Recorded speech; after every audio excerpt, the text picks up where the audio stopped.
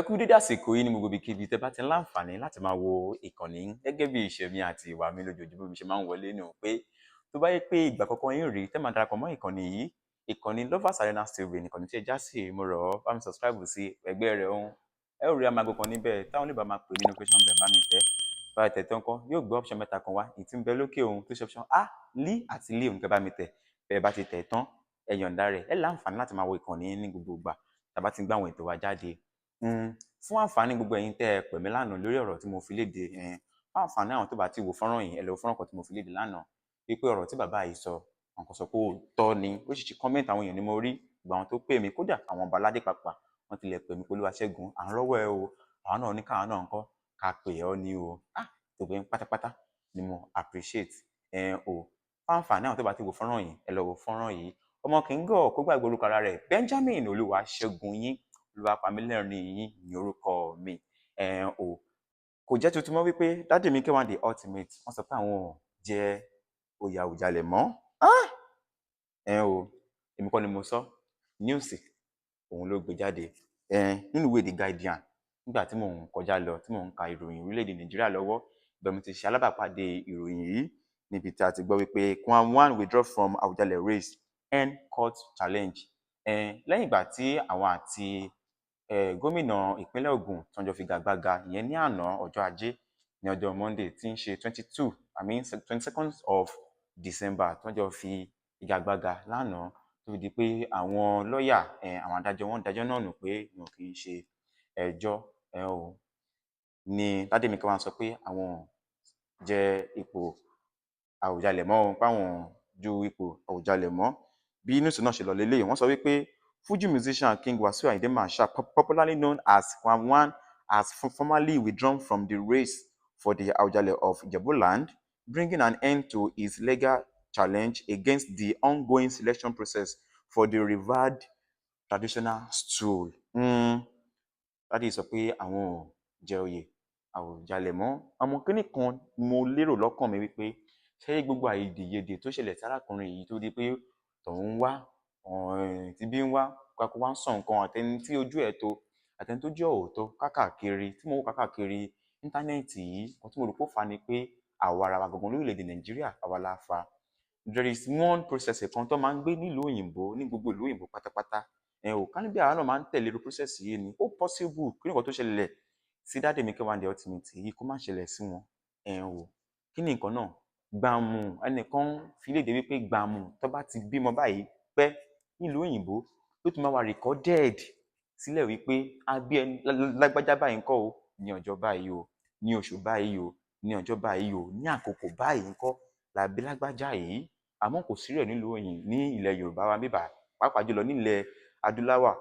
adúláwọ̀ especially in Nigeria inú mi àgò kò sí rẹ̀ ní Nigeria kódà thumbprint àti footprint ọmọ náà tí máa wà àkọsílẹ̀ in case sírù nǹkan báyìí bá fẹ́ ṣẹlẹ̀ lọ́jọ́ iwájú àti máa rírun nǹkan báyìí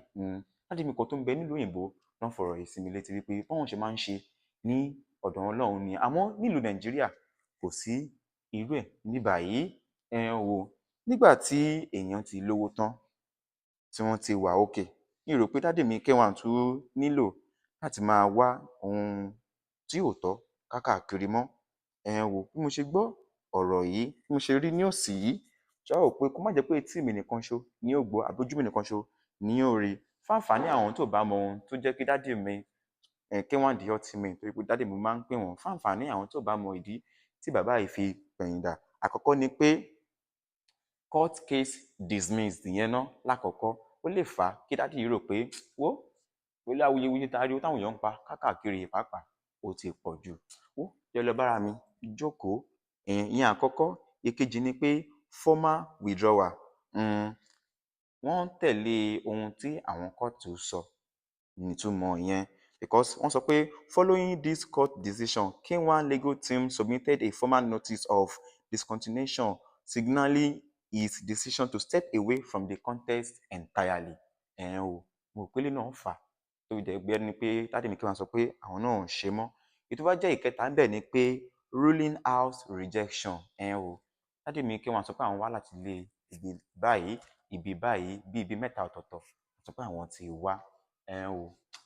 Ó dà pé gbígbà táwọn ènìyàn yìí tí wọ́n gbà wọ́n mo tún lérò pé ó lè pẹ̀lú ìdí tí wọ́n fi rò pé wó jẹ́ kí lọ bára mi jókòó sí. Èyí tó wá jẹ́ ìkẹrin bẹ́ẹ̀ ni succession continues. The withdrawal effectively cleared the path for the traditional institution and the Ogun State government to continue managing the succession process without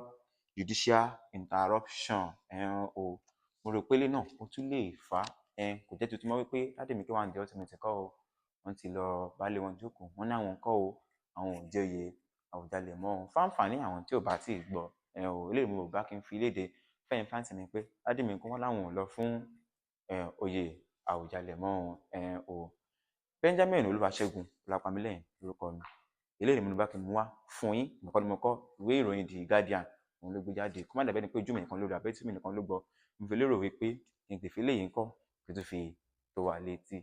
tó bá pé ìgbà kọ̀ọ̀kan ilé lẹ́ẹ̀kan sí tẹ́ máa darapọ̀ mọ́ ìkànnì yìí ìkànnì Lovers Arena TV ìkànnì tẹ́ já sí mo rọ̀ ọ́ bá ń subscribe sí ẹgbẹ́ rẹ̀ ọ̀hún ẹ ò rí àmàgà kan níbẹ̀ táwọn olóògbé máa pè ní notification bell bá mi tẹ̀ bí ẹ bá ti tẹ̀ tán kọ́ yóò gbọ́ option mẹ́ta kan wá ètò ìbẹ̀lẹ̀ òkè òun tí ṣe option a lí àti lí tí àwọn olóògbé máa pè ní option all òun kẹ́ bá mi tẹ̀ ẹ̀yàn tẹ́ bá tẹ̀ tán kọ́ ẹ̀yọ̀ǹda rẹ̀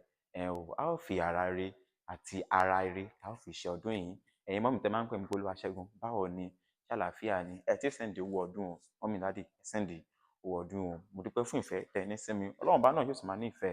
ẹ̀yin náà ilé ìlú mo rò pé kí n fi tó gbogbo alẹ́ tí yóò dá o kò ní yẹ̀lẹ̀ fún ẹnikẹ́ni títí dìgbà míì láti máa mú ètò mi wá láti máa rí àlejò mìíràn pẹ̀lú mi ire lójú owó rí ìrẹ́kọ́ àwa náà àtẹ̀mí àtẹ̀yìn ìrẹ́kọ́ làwọn máa rí o ẹ ṣeun ó ti gbà kan náà ná.